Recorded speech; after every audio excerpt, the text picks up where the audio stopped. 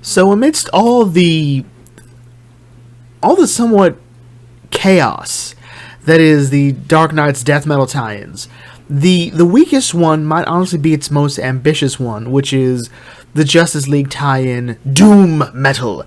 And the only reason it's really an ambitious story is because where every other actual tie-in for death metal has been just a one-shot, this is properly a 5-issue story. And the premise of the story is, well, Hawkgirl, Martian Manhunter, and Nightwing, for reasons, have been tasked with freeing Gorilla Grodd, Sinestro, and Cheetah from Perpetua's throne. And this, again, is a big deal because they each represent aspects of Doom, which is used to power Perpetua, or at least to awaken Perpetua. It's never quite entirely revealed, at least that I recall.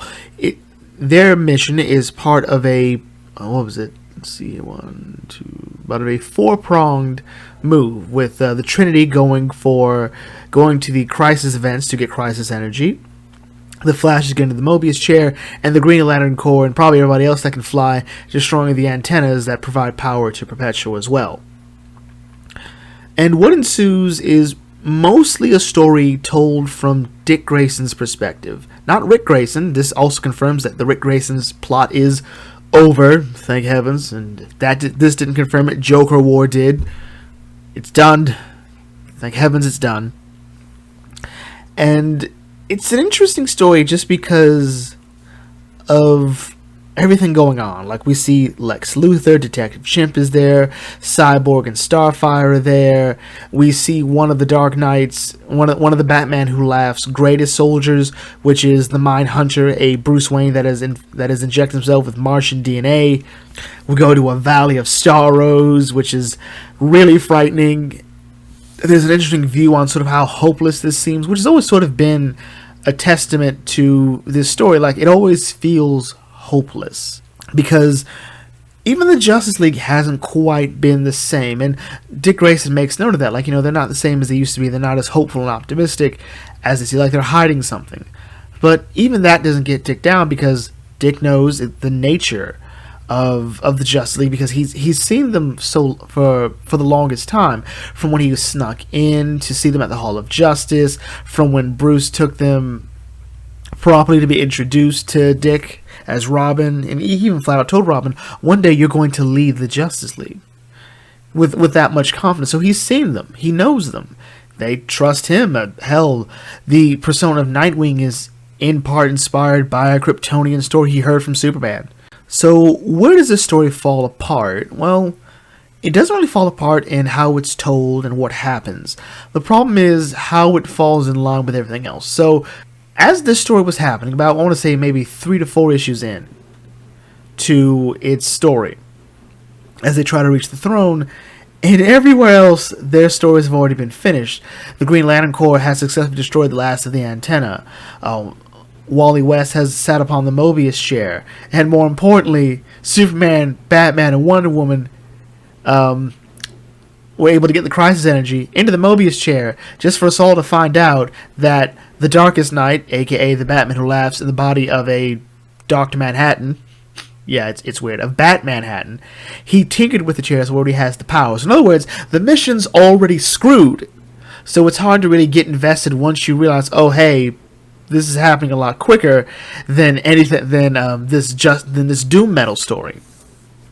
And that is, I think, to its detraction from how you feel that it's important to read. And this is a problem that tie-ins would have. For example, let's say you're reading a multi-Bat Family event, okay? And we get to an issue, turns out Joker has already kidnapped Robin and Nightwing and Batgirl. Meanwhile, you're reading a story where Batgirl's like, okay, I'm doing this to stop the Joker. Like, wait, we already know what's going on. This is going to fail. And there's all these other stories going on at the same time. So and the Batgirl story doesn't quite work as an analogy because we want to know what happened to Batgirl. Let's try this one. It's Lord of the Rings. All right, Lord of the Rings. Everyone loves Lord of the Rings. All right, okay. So while Aragorn and Gandalf and Legolas and Gimli are fighting at the gates, while they're all saying we got to buy Frodo time so he can get there, little do we know little do we know that Frodo has decided to take a power nap, and he as he lays down, a boulder falls on his head and kills him and Sam and Gollum. So the ring is stuck there on the ground. They're all waiting. They were like, we've done what we have to do. Now we just wait. Like,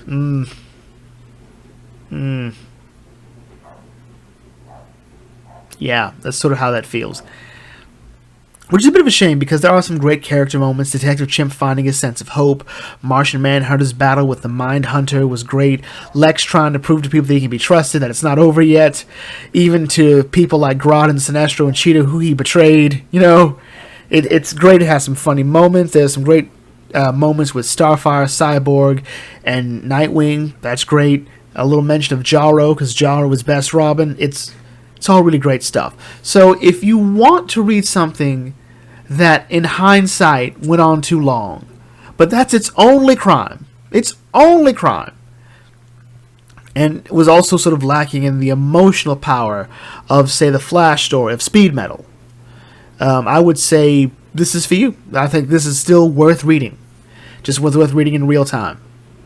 So anyway, with that in mind, let's bring this video to a close here. If you're new to the Bucket Think Tank, feel free to like, comment, share, subscribe. Check out some other videos, and I'll catch you all later. This is the Bucket Think Tank signing off. Thanks for watching, and as always, may your fandom serve you.